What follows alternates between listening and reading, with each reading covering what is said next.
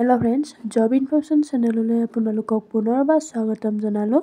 আজি আমি আলোচনা কৰিম HSLC আৰু HS পৰীক্ষাৰ ফলাফল কেতিয়া ঘোষণা কৰা হ'ব, সেইটোৰ বিষয়ে কিছু নিউজ ওলাইছে আৰু কেতিয়া দিব পাৰে সম্ভাৱনা আছে আমি এইটো ভিডিঅ'ত জানিবলৈ চেষ্টা কৰিম।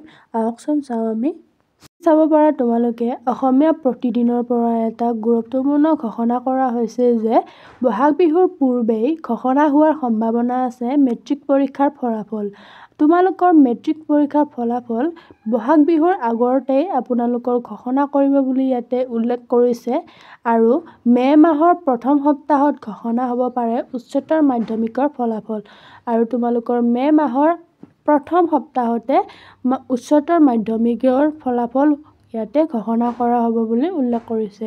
এপছুৰ সভাপতি দীপেন বড়োৱে ASSEBৰ সৈতে হোৱা আলোচনাৰ পাছত জনালে এই খবৰ। এপছুৰ সভাপতি দীপেন বড়ো যে আছে, তেওঁ ASSEBৰ সৈতে কথা পতাত আলোচনা কৰাৰ পিছত এই খবৰটো জনাইছে। চাব পাৰা তোমালোকে প্ৰতিদিন নিউজৰ পৰা এটা গুৰুত্বপূৰ্ণ কথা ওলাইছে যে ৰঙালী বিহুৰ পূৰ্বে ঘোষণা হোৱাৰ সম্ভাৱনা মেট্ৰিক পৰীক্ষাৰ ফলাফল।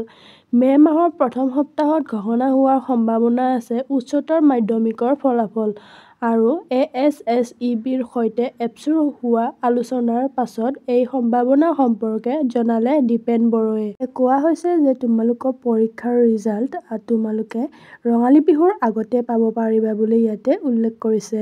এইখিনিয়ে আছিলে, আৰু কিবা ইনফৰমেশ্যন আহিলে HS বা HSLCৰ বিষয়ে তেতিয়া তোমালোকক জনাবলৈ চেষ্টা কৰিম।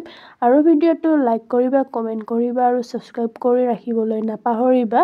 কিবা ইনফৰমেশ্যন আহিলে আপোনালোকক জনাবলৈ চেষ্টা কৰিম, সেইকাৰণে ছাবস্ক্ৰাইব কৰি ৰাখিবলৈ নাপাহৰিবা। ধন্যবাদ।